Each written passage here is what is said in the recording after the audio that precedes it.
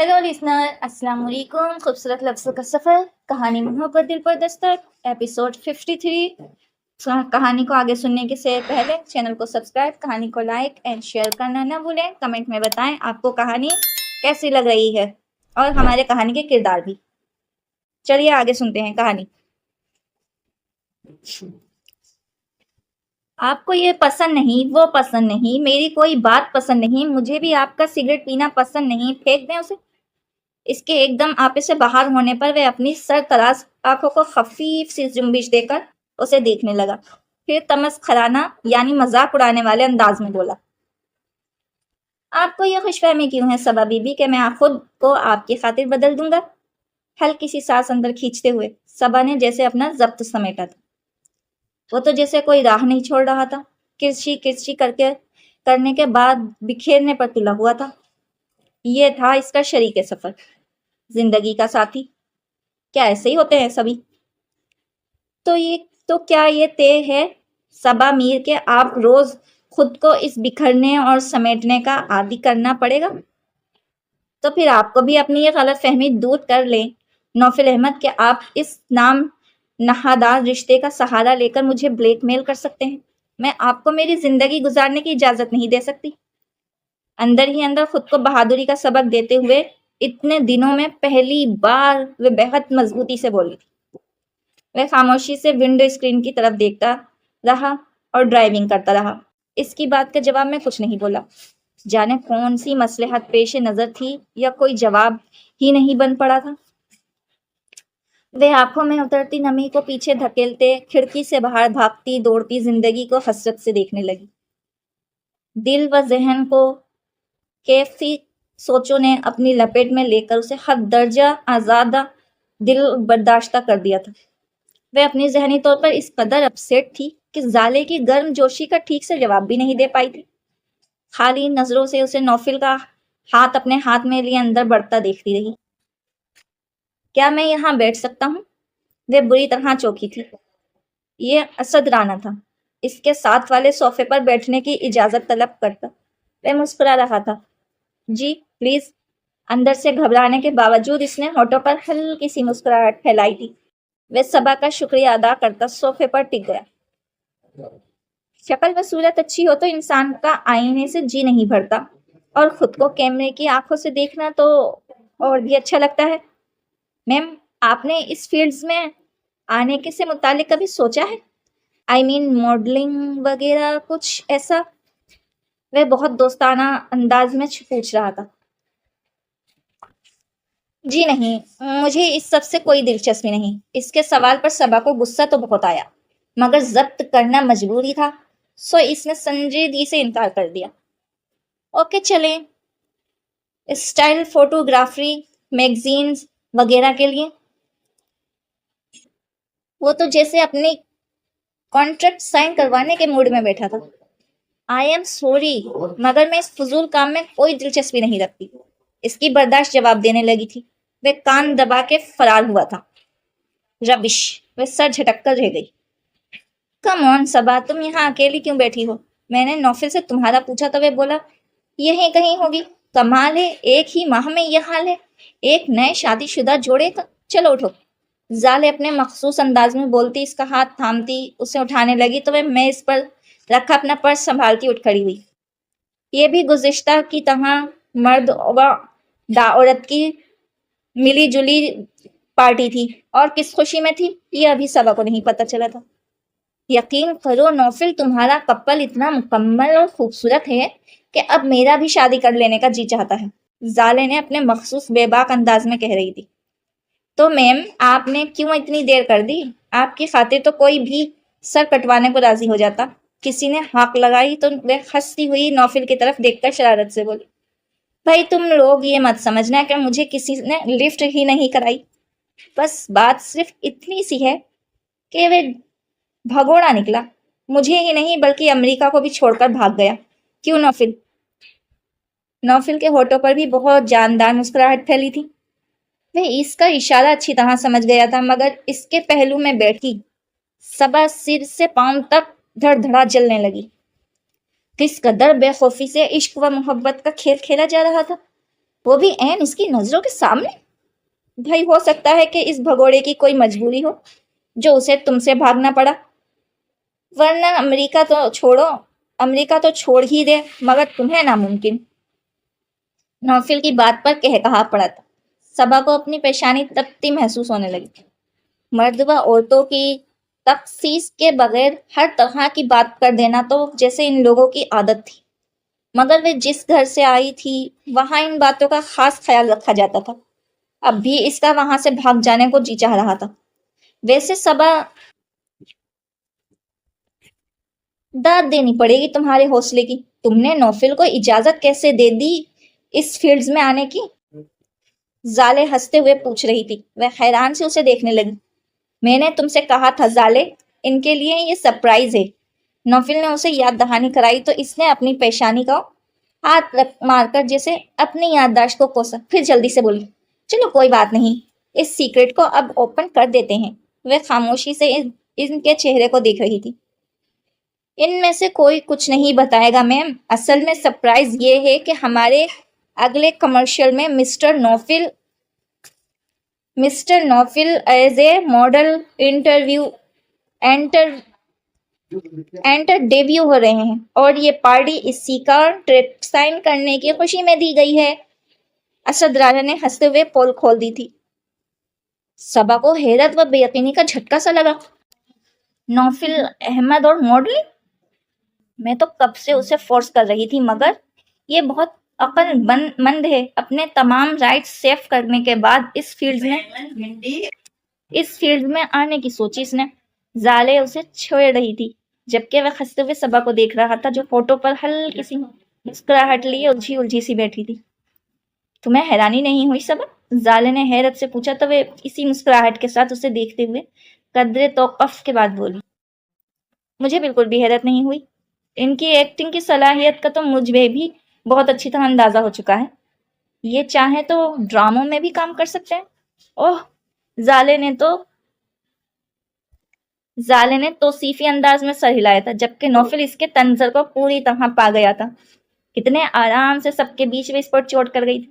کسی اور کا تو پتہ چلا ہو یا نہ چلا ہو، مگر جس کو نشانہ بنایا گیا تھا وہ اپنا حوصلہ آزماتا کر رہ گیا. زالے نے انہی کی میز پر کھانا کھایا تھا. اب بتاؤ نوفل، کیا حال ہے محبت کا؟ چائے کے دوران زالے نے اسے چھیڑا تو وہ اپنے پہلو سے اٹھتی ٹیس کو نظر انداز کرتے ہوئے ہلکے سے مسکرایا. یہ سب فارغ وقت کے مشغلے ہیں زالے افریدی. کیا؟ زالے نے اسے آنکھیں دکھائیں. اور وہ جو میرے آگے پیچھے روتے پھرتے تھے، محبت یہ محبت وہ. نوفل نے ایک نظر سر جھٹکائے اپنے کپ کے کناروں پر انگلی پھیرتی صبا کو دیکھا اور بات ختم کرنے والے انداز میں بولا، محبت کی معراج پا لینا ہی تو ہوتا ہے. Well said. زالے نے سر دھنا تھا پھر تنظر بولی، یعنی پا لیا تو محبت فنش؟ پھر مجھے تو شکر ادا کرنا چاہیے کہ مجھے ابھی تک میری محبت نہیں ملی. لیو دس ٹاپک از زالے. وہ بھی کون سا اندر سے پرسکون تھا. جج چاہ کر بولا مگر وہ بحث پر آمیدہ تھی. ایک تو تم مشرقی مرد اس قدر کنزرویٹو ہوتے ہو کہ اپنی محبت کو بیوی تک پر آشکار نہیں کرتے. اس نے رخ بدل کر صبا کو مخاطب کیا تھا. کیوں صبا، کیا اس نے تمہیں اپنی شادی سے پہلے والی محبت کے کارنامے سنائے ہیں؟ میرے سامنے تو خود رونا رویا جاتا تھا محبت کا. صبا نے اداس ذرا سی پلکیں اٹھا کر نوفل کی طرف دیکھا تو وہ اسی کو دیکھ رہا تھا. وہ نظریں جھکا کر سنجیدگی سے بولی، انہیں کچھ کہنے کی ضرورت ہی نہیں پڑتی. اوہو. زالے نے شرارت سے نوفل کو دیکھا جو اطمینان بھری سانس لے رہا تھا. خفیف سے شانے اچکا کر مسکرا دیا. بہت لکی ہے نوفل، جیسے تم جیسی انڈرسٹینڈنگ کرنے والی بیوی ملی ہو، اور وہ بھی بہت محبت کرنے والے شخص سے. صبا بہت شدید پسند. اس ایسے شخص کو بہت احتیاط اور محبت سے ہینڈل کرنے کی ضرورت ہوتی ہے، مگر مجھے یقین ہے کہ وہ تمہارے اشارے سے باہر کبھی جا ہی نہیں سکتا. تم اسے ضرور سنبھال کر رکھو گی. واپسی پر صبا کی سماعتوں میں زالے کی باتیں گونج رہی تھی جو نوفل کے عدم موجودگی میں اس نے صبا سے کہی تھی. اس نے سر سیٹ کی پشت پر ٹکا لیا. تم تو شاید نوفل احمد کو بھول چکی ہو زالے، مگر یہ شخص واقعی شدت پسند ہے، اسی لیے تو تمہیں کو چاہے جا رہا ہے. اور میرے وجود کو دن بدن مٹی کیے جا رہا ہے. میں تو اسے تب سنبھال پاؤں گی نا جب یہ تمہارے حصار سے نکلے گا. تم نے تو جانے کون سا اسم پھونک ڈالا ہے اس پر. اور اگر ایسا کچھ تھا تم دونوں کے مابین تو میری زندگی کو تجربہ کیوں بنا ڈالا تم لوگوں نے؟ آپ شاید میرے اس فیلڈ میں آنے کی خبر سے ڈسٹرب ہو گئی ہیں. وہ شاید اس کی بے بسی سے لطف اٹھانے واقع موڈ میں تھا، ورنہ کوئی دوستانہ رابطہ تو کبھی بھی نہیں رہا. دونوں کے مابین کے اس کی ڈسٹربنس کی فکر میں مبتلا ہوتا. غلط فہمی ہے آپ کی. میں یوں ہی کسی کی بھی وجہ سے ڈسٹرب ہونے کی عادی نہیں ہوں. وہ چڑ گئی تھی. اوہ، وہ آہستہ سے ہنس دیا، پھر اندر سے اٹھتے اضطراب کو دباتے ہوئے عام سے انداز میں بولا، آپ تو یقیناً خاص لوگوں کی وجہ سے ڈسٹرب ہوتی ہوں گی، میرا یہاں کیا ذکر. وہ اس کے عام سے انداز میں چھپے خاص طنز کو نہیں سمجھ پا سکی تھی. خاموشی سے رخ موڑ کر بیٹھی رہی. نوفل نے لب بھیجتے ہوئے کیسٹ اندر دھکیل کر فل والیوم میں ٹیپ چلا دی. میڈونا کا فاسٹ نمبر گاڑی میں ادھم مچانے لگا. اس کا مقصد شاید صبا کو جج کرنا رہا ہو، مگر جتنا شور صبا کو اپنے اندر سے اٹھتا محسوس ہو رہا تھا، اس سے بچنے کے لیے اسے گاڑی میں مچا شور غنیمت لگا تھا. بہت غیر متوقع طور پر اگلے ہی ہفتے انس اور نگی بنا اطلاع کیے ہی لوٹ آئے تو پورے گھر میں خوشی کی لہر دوڑ اٹھی. اف نگی، کیا کھاتی رہی ہو، اتنی حسین ہو رہی ہو. زوہی کتنی ہی بار اس سے پوچھ چکی تھی، اور واقعی بے فکری پن اور انس کی محبت نے اسے حسین تر بنا دیا تھا. ایک ماہ ہی میں وہ خوب سے خوب تر لگنے لگی تھی. خود انس کے چہرے پر بھی خوشی اور طمانینت کے بکھرے رنگ ہوئے. ہونٹوں پر مستقل مسکراہٹ لیے ہوئے دبے بے حد اچھا لگ رہا تھا. تائی جان کتنی ہی بار نظروں ہی نظروں میں دونوں کی بلائے لے چکی تھی. بتایا تو ہوتا یار واپسی کا، معید نے مسکراتے ہوئے کہا تو نگی نے جواب دیا، انہیں سرپرائز دینے کا شوق چرایا تھا. اور سچی بات تو یہ ہے کہ گھر سے اتنی دور اکیلے رہنا بھی نہیں ہو رہا تھا. مجھے تو بہت خوشی ہو رہی تھی واپسی کی. اب بھی کیا وہاں سے نہ بھاگتا؟ انس نے نگی کی بات کی طرف اشارہ کرتے ہوئے سانس بھری تو وہ سب ہنس دیے. صبا کیسی ہے؟ میری تو صرف 2 مرتبہ ہی فون پر بات ہوئی اس سے، نگی پوچھ رہی تھی. ٹھیک ہے وہ. زوہی کچھ کہتے کہتے چپ ہو گئی تھی.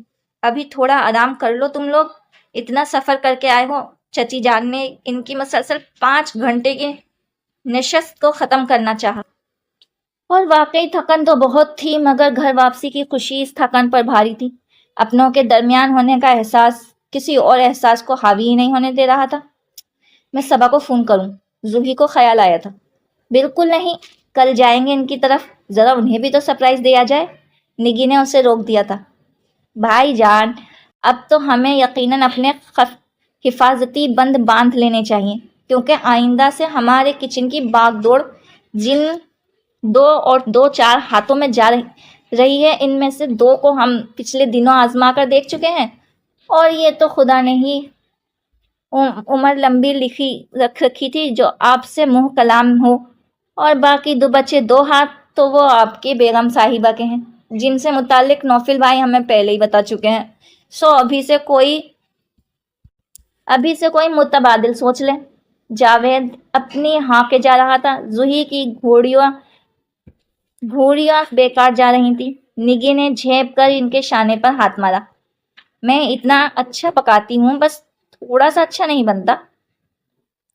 اس کی بات پر لڑکوں نے کہکا لگایا تھا. میری بیگم بہت ذہین ہے، انس اتر آیا تھا. ذہین ہوتی تو آپ کی بیگم نہیں ہوتی، اس کا مطلب سمجھتے ہوئے زوہی نے پٹاخ سے جواب دیا.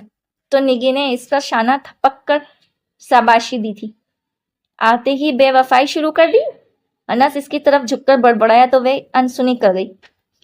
اچھا بتاؤ کہاں گئے، کیا کچھ دیکھا؟ زوہی کو خود بدھ لگی تھی.